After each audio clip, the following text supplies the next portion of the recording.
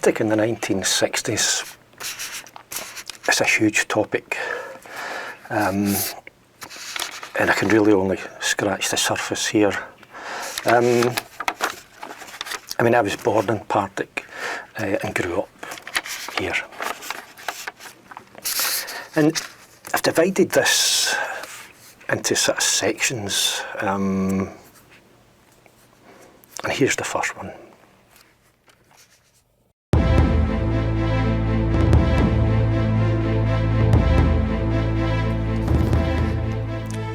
I think when you look back, sometimes you do tend to perhaps just remember the good stuff. And I remember very warm and indeed hot sunny days. I don't really remember bad weather. Excuse me, I'm sure I was. And I don't also remember any suntan lotion or blocker or anything. And as a child you would go out and play for a good part of the day, and at the end of it all you'd end up sunburnt, that kind of red lobster effect. And a few days later that sunburnt skin would start to come away, and it seemed to be a great source of amusement or interest. I'm not sure what the word is, but it would be perhaps a fascinating thing to start peeling off that skin and to see how big a bit of skin you could remove. Which sounds pretty gruesome, but just one of many unusual forms of entertainment back then. That and chicken legs from butchers. You could pass by a butcher shop and their floor was covered in sawdust and discarded chicken legs. And you could get a chicken leg, and if you kind of pulled what I presume to be the tendon at the back, the leg would move like it was still alive. There must have been a lot of kind of Dr. Frankensteins in Partick in the 1960s. But chicken legs were free, you know, a form of entertainment. It didn't cost you anything. But another thing I remember, and I'm going to kind of jump subjects here because it's just the way my brain works. I'll be jumping all over the place in a haphazard, incomprehensible manner. I also remember Victory V lozenges. It wasn't a sweetie, it was you might say a medicinal lozenge that was presumably meant to be taken as a minor antidote for any number of sort of little ailments, I presume. But if you ate a lot of them all at the same time, you would find that the skin would start to come off the inside of your mouth. You know, I don't know if they still make them, but if they do, I'm sure the recipe's been changed somewhat, because I'm sure there was some things in there that you know, weren't that good as an ingredient.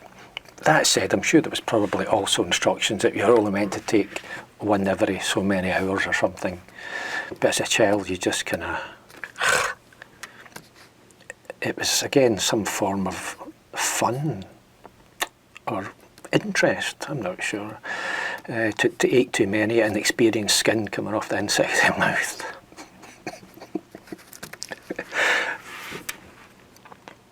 And there was another thing that happened at school. I went to Thornwood Primary School. I'll show you all of us at class in a moment. But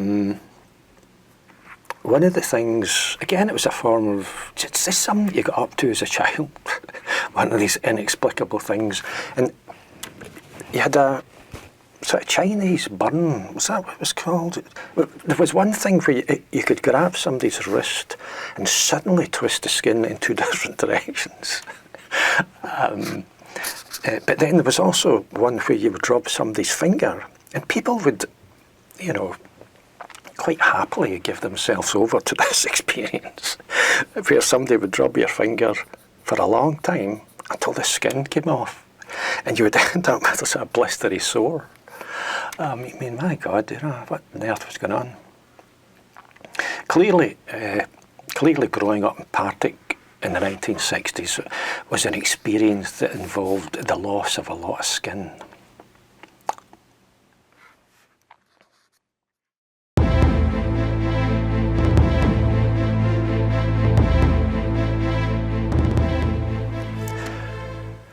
Now, water is a subject. You know, while I remember hot sunny days, and I don't remember rainy days, we did have water back in the 1960s, believe it or not. And there always seemed to be women suddenly appearing out of the blue with water. No matter, you know, it could be any sort of event whatsoever, and suddenly a woman would turn up with water to save the day. For example, there was one occasion in a public swing park not far from, I think it was down near the old tram depot in Partick. And this play park had all sorts of kind of gadgets and things, swings and roundabouts and stuff.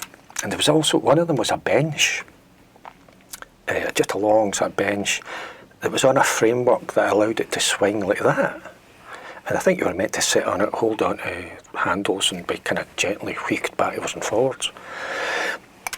But if you stood at one end of this bench and held onto the metal framework and worked it with your legs, you could get it to really go to extreme lengths and do stuff it wasn't really meant to do.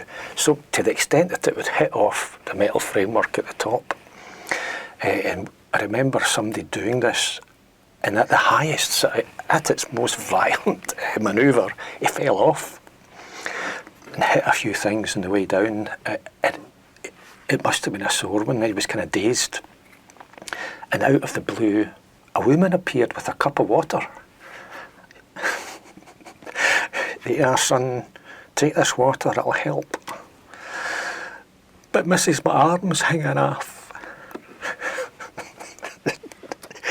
And I remember another occasion, again in Partick, where two dogs were stuck together.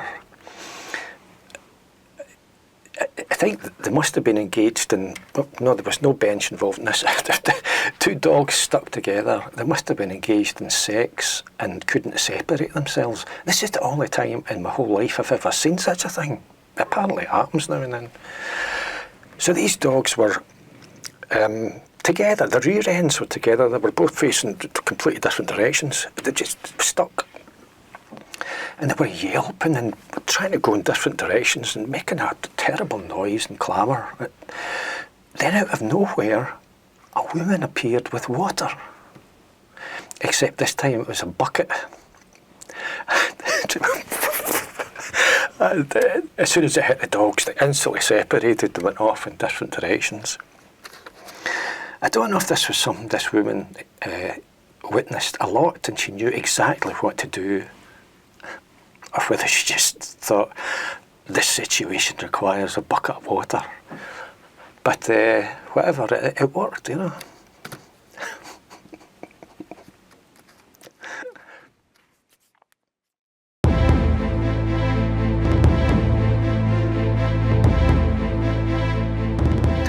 So the subject of tech, in the 1960s we had tech and gadgets like radio and television. And my father worked in the shipyards and he was away quite a lot. He wasn't always at home. He was away on, I think they called them sea trials or ship trials or something, where you would take a newly launched ship out to sea to just check its seaworthiness, its manoeuvrability and how it handled in various conditions. And it was also an opportunity to finish off the inside of the ship, because when ships are launched, they're not always finished. So he was away for weeks on end, and when he came back he would open his suitcase and there would be a toy for us children. There's your toy. Thanks, Dad. And then one day in the flat had 2 rooms, and we were all in one room, but Dad was in the other room doing something. And I could, as a child, I sensed something exciting was happening. And suddenly there was a noise, and it was a radio. Dad had surprised us with a radio because we didn't have a radio. We didn't have a television. What we got up to before we had that radio, I'm not entirely sure. We must just have sat and stared at the walls most of the time. So I got a radio. To watch the television, we used to go to Gran's, who stayed in Yoker. She must have had a television before us, and I remember it as a big wooden thing with a tiny little screen. We'd go and watch stuff. I can never remember. I can't remember what we watched. I'm sure it was riveting, whatever it was. But eventually we got our own television.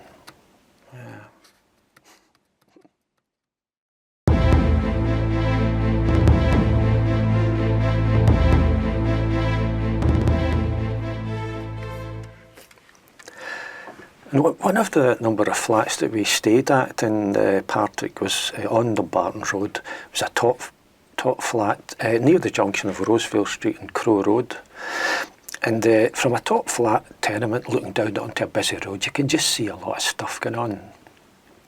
I remember the chip shop on the opposite side of the road caught fire one day, and I remember I don't know if it was a worker or the owner getting taken out of the building by firemen, and his head was wrapped in a towel. He must have got burnt, you know. And that was a chip shop that used to sell winkles. What do they call winkles? Winkles. I'm sure that these little things go under a variety of names. Just little kind of shellfish. You could sort of scoop out the little wriggly thing that was very, very tasty. We used to get a lot of that. But they also sold clabby-doos. And clabby-doo was like a large version of a mussel in a shell. Yeah, a clabby-doo. What a great name that is.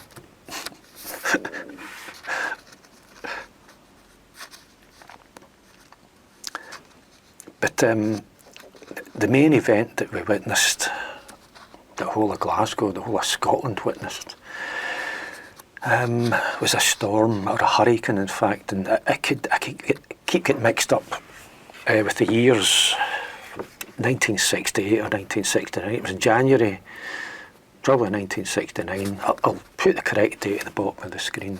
But it was a major event, as I say, for all of Scotland, but Glasgow, in particular, Partick and Govan, which were absolutely decimated. My main memory of the event is of the whole family sitting on one of the bunk beds in the bedroom, drinking tea. We were right beside the window. Why, I don't know. When I look back, I think it must have, surely it's safer to sit away from the window, because this window was not far from just coming in, you know. And my main memory is outside that window. It was raining roof slates. And, you know, roof slates, if you know, they're a fair size. It's a heavy bit of stone. If one was to hit somebody, it would kill them. It was raining roof slates. Never forget the noise. And every now and then, you would also hear rumbles and crashes. And it was all the next day that we realised it was chimneys and chimney breasts and stones coming down onto the pavement. And I'll show you a number of photographs. I mean, I'll never forget the noise of the wind either. It would come and go, and you could hear it approaching. from a distance away, as it got louder, and you could hear the noise of various things falling, slates and other things, and that noise would get louder, closer and closer as this thing got nearer. It was scary. It was really scary. And one of the photographs I'll show you is of 555 Dumbarton Road, which is beside where the health centre is on Dumbarton Road. The health centre doesn't quite extend to the current bit of vacant ground where 555 used to be. And it was right beside a taller tenement with a lot of chimneys. The whole chimney breast come down, went through the roof and killed a number of people. And amongst all the noise of the slates and the stones and the chimneys coming down, I do remember a louder rumble and crash, and you just knew that something really bad was happening out there. And I think we heard 555 Dumbarton Road getting blitzed by that huge bit of stonework. And the next day,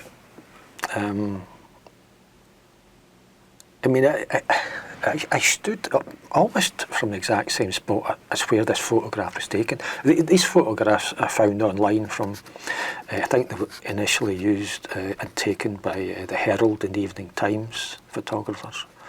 And I remember looking across at 555 Dumbarton Road. And as a child, you don't fully comprehend what's going on, but I do remember them bringing at least one coffin out of the building and putting it in the back of a vehicle. It was just, and that storm changed so many lives, changed the face of Glasgow actually, because a lot of the older tenements couldn't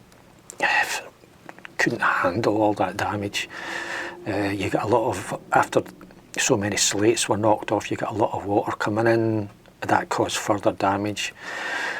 The ceiling in many of these properties, it was plaster and wooden lath, or lathe, or whatever you call it, and if you had water coming in on top of that, the ceiling would soak it up, and then it would start to bow, a few drips would come down, and then the ceiling itself would just fall down.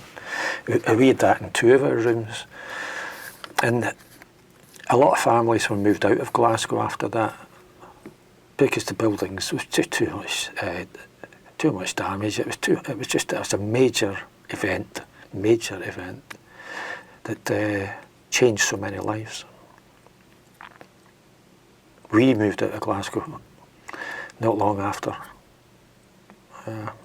like a lot of families.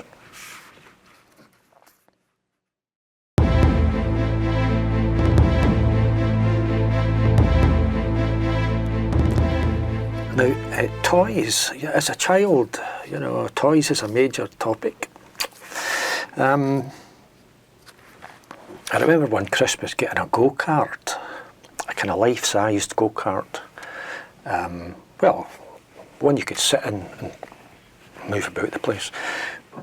And even as a child, I knew that the good go-karts were the ones that had a kind of a pedal, like a bicycle pedal, and a chain. And with those ones, you could get a bit of speed up. I knew this. I must have been a bit of an expert in go-karting. But on that Christmas morning, the go-kart that I got it wasn't one of those, it was a pedal go-kart where you did this with your feet. And apart from just the effort it took to cart the thing downstairs from the top floor of a tenement down to ground level, once you got it down to the pavement, no matter how fast you did this with your feet, people were still casually walking past you. You just couldn't get any speed up with the thing. And it remains for me to this day a huge disappointment. Father Christmas let me down big time. I also remember I got a rocket launcher one year, just a kind of wee thing, a kind of rocket but that size, and it must have been on a launcher that had a bit of a spring attached, and a button to fire it. It must have been quite a strong spring, because if you fire this thing, it could, you know, it went at a good speed. And I was constantly hiding in a cupboard, scaring the living daylights out of folk passing through the hallway in the flat.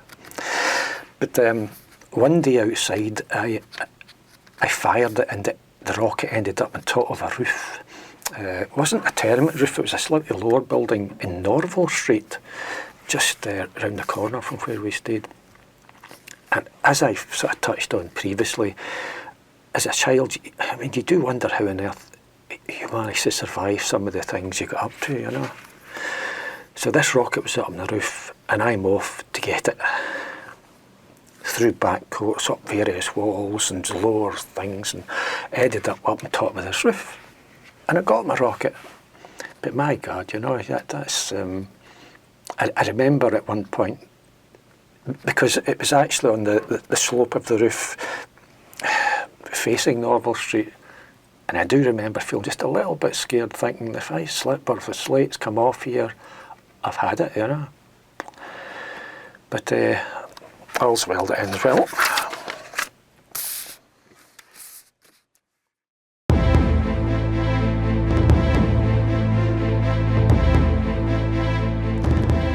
Now, not far from where we stayed on the Dumbarton Road, just round the corner, was the railway goods yard. It was attached to Partick's railway station, and it was located more or less where the retail park is at the foot of Crow Road. And as a child, that was a major, a place where we did a lot of our playing. You know, it wasn't fenced off or gated or anything, you just wandered in and got up to all sorts of things that you shouldn't have done. And I remember one time, a few of us kids were up there, and it wasn't so much a gang fight as two guys facing up to each other, two older guys, probably just teenagers, but they were much older to us kids, and they were facing each other, staggering. They must have been pretty drunk. One of them had a sword in his hand. You know, a sword. And clearly they were arguing about something. I remember the one with the sword raising it above his head and bringing it down sort of sideways, so it cut into the lower part of the leg of the other guy. And the other guy just slowly went down on his knees. He'd clearly been hurt. At that point I thought, this is too much for me. I'm off. I thought, this is too scary, get out of here. And oh yeah, and at Guy Fawkes, we used to get up to a lot of scary stuff in that railway goods yard, with bangers in particular. You know, as a child, you could buy a box of bangers. I don't think it would be allowed nowadays. And yeah, you would have sort of pretend we were at war, and we would be throwing these bangers about like they were grenades. And one of the sort of things you could do, I remember there must have been a lot of them lying about for some reason, I don't know why, but little metal tins. They must have maybe contained oil or something at one time, with a metal screw cap. And what you tried to do was you would light the banger and attempt to get it into the tin and the lid screwed on before it exploded. Because if you were successful, it'd make a much louder noise than just the banger on its own would. But if you were unsuccessful, you ran the risk of it blowing your hand off. I remember on one occasion, one of the guys, we were just using them like grenades, and the banger went off in his hand. Maybe it had a short fuse, or maybe he just didn't time it. I mean, it wasn't so bad because he was gripping it at the time, and most of the explosion probably came out of the top and the bottom. But he did have a blackened hand. You know, how we survived, I simply do not know.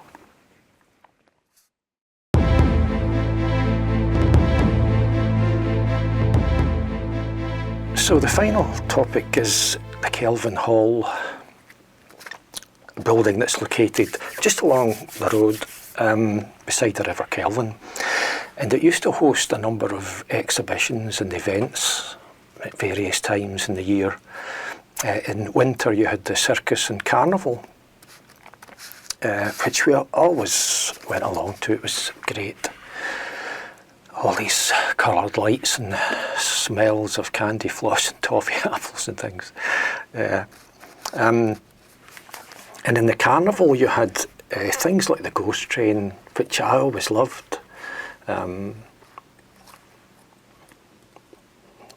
think in the ghost train you had inside, they must have just nailed bits of string overhead, and as the carriage that you were sitting in kind of moved along, the string would kind of tickle the top of your head and make you think something scary was going on. But I think it was just string. And beside the ghost train there was always an unusual attraction. One year it might have been something like the bearded lady. You know, you'd pay money to see the bearded lady. Or you would, whatever the attraction was, it was just on a small kind of bit, and you would look through a window and see it. I don't think you could go in, not sure. But in one particular year, the attraction was the man with no head. And, you know, you would look through the screen, or however you viewed this thing, and it did appear as if this was a man with no head, but he could still move his fingers. So this was somebody who was alive, but he didn't have a head.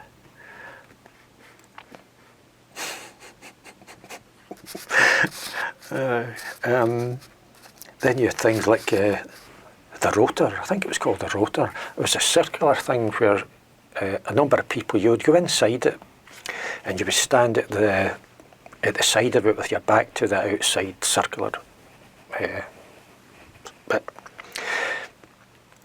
And it would start to spin.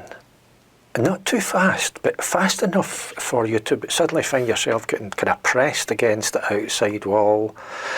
And then the floor would drop away so that you were sort of suspended there. And then it would, I think, start to do all sorts of weird things. I think I was very sick in the Kelvin Hall on a number of occasions. But in addition to the circus and carnival, occasionally you would have, I think it was called the Holmes exhibition or something like that, an exhibition that included foodstuffs, and you would have various stalls. The owner of the stall, or whoever had rented the stall, would be promoting some kind of new foodstuff or novel type of food they were trying to promote and sell. And generally they would have free samples arranged along the front of their stall, and you could wander around just having a great time feasting off all these free samples. Yeah. And I remember one occasion where there was a woman eating something off a plate, and I thought, oh yeah, great, more samples. And I went over and stood beside her, and it was chips. And they were probably the best chips I've ever tasted. They were just beautiful. And it was like a moment of sort of camaraderie, because you were both here enjoying these chips, you know. It was just great. So I'm munching away, having quite a few chips to myself. And I turned to look at the woman, and she was having difficulty speaking. She was kind of going, and eventually she managed to blurt out, "Oh, the cheek." And I sort of looked at her, and I couldn't quite grasp what was going on. But then, in what felt like an eternity, but I'm sure it just lasted a fraction of a second, I suddenly realised that these were her chips. It wasn't a free sample. She'd actually bought these chips, and she'd taken them to this, it must have been a vacant stall or something, and she was eating them out of the way of everybody else. And here was some cheeky young scallywag stealing them from her very plate.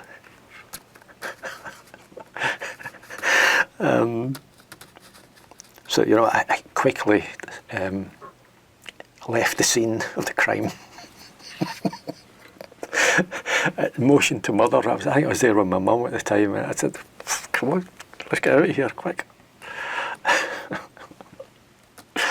Yeah, many great memories in the Kelvinhall. Or many memories, they weren't all great. So that was Partick in the 1960s. Just touching the surface, really. A whole load of stuff there. Probably a whole book's worth, in fact. I hope you enjoyed it. I'm Eddie Burns. Take care, and I'll see you again.